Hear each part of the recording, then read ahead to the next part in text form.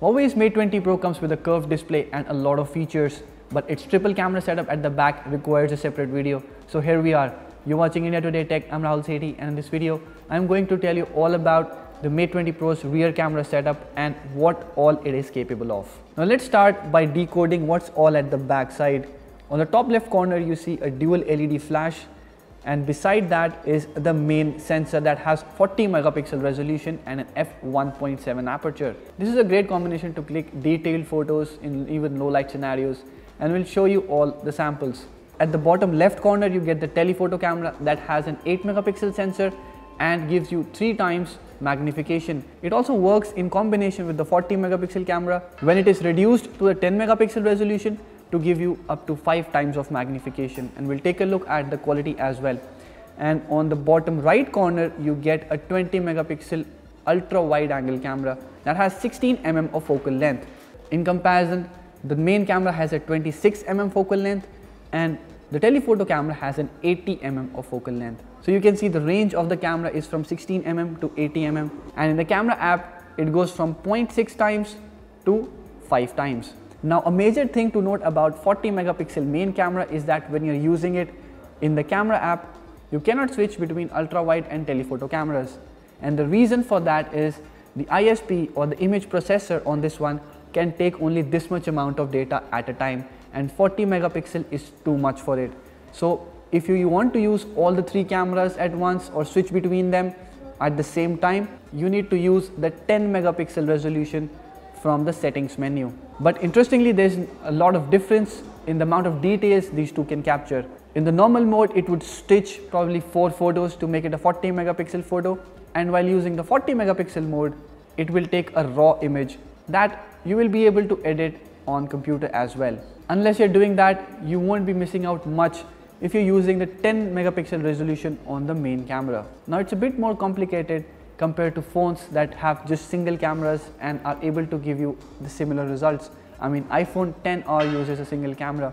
The Pixel 3 or the 3 XL still use a single camera and is able to do all the stuff that other cameras are capable of, like portrait mode, zoom or low light. Mate 20 Pro does not use a black and white sensor like the P20 Pro for better low light, but still it does well in low light situations thanks to the new 40 megapixel camera. Now it's not that Mate 20 Pro does not use artificial intelligence based software. I mean, it does that to do a lot of things. For example, there is the scene detection that enhances the camera settings for clicking better photos. It detects while you're clicking text, pets, trees, plants or other things, and there are in fact 1500 different modes that this camera can detect. But what we really liked on this one is that this time around it can also switch between cameras. For example, if you take the phone very close to take a macro shot, it would switch to a super macro mode, switching the camera at the background from normal to ultra wide angle and gives you a super close-up shot. Since there is optical image stabilization and face detection autofocus on the ultra wide angle camera as well, you get super crisp and sharp photos. Next, if it detects a face, it can automatically switch to portrait mode. However, that may get annoying many a time, so you can switch off the AI from the settings menu if it hampers a lot. Mate 20 Pro's camera is also very fast. I mean, the shutter speed is really fast on this one.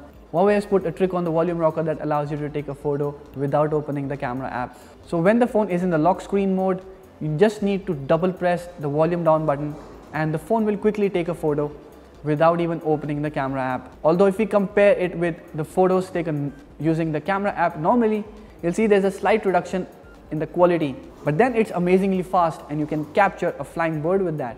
Now Huawei's camera app that looks very similar to the iPhones has all the modes at the bottom, and you can switch between them by just sliding to the left or the right, and you will find that there are 2 modes that allows you to take portrait shots. That is, one is the portrait mode itself and the other the aperture mode. The aperture mode allows you to switch on or off the background blur after taking the photo, and the portrait mode allows you to do a lot more things. I mean, you can change the shape of bokeh lights. There's also a stage light feature similar to the iPhones that turns the background black, and then there's a pop feature that captures photos like this. Anyways, the quality, as you would see in the portrait shots, is amazing. Be it low light or good light situations, you get a very sharp image with great amount of light captured by the phone, and the background separation is also very amazing. The skin tones are not as amazing as what the Pixel 3 would capture, but it's still very sharp and detailed. The Mate 20 Pro has AR lens that has several presets and allows you to make graphic representations of yourself on the screen. The mode is pretty responsive, although it's not as smooth as what the iPhones offer. It is still ahead of what we have seen on other smartphones in the Android space. In the video mode, Mate 20 Pro can record up to 4K resolution, and you would see the footage it records is quite nice. It has stabilization built in for videos as well, and you'll see they are quite steady. Like the Galaxy S9 Plus, Mate 20 Pro can also record super slow motion videos at 960 fps. But we found that it's not as impressive as what the Samsung phones offer. Although the resolution is capped at 720p, we still found that quality could have been better. Mate 20 Pro also allows you to click portrait videos. That means while you're shooting videos, you can blur the background and get a very similar effect like DSLRs. This definitely uses Mate 20 Pro's software to enhance the video mode.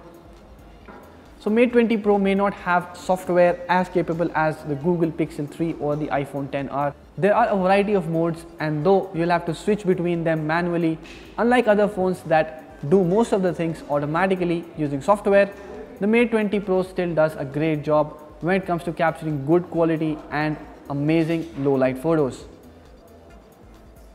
Don't forget to watch out for our comparison video in which we show the comparison of Mate 20 Pro with the iPhone XR. Also, if you'd like to know anything about the Mate 20 Pro's camera, let us know in the comment section below. If you like this video, hit the thumbs up button and share it with your friends. Subscribe to our channel to get latest videos on technology, smartphones and other gadgets like this. Thank you for watching.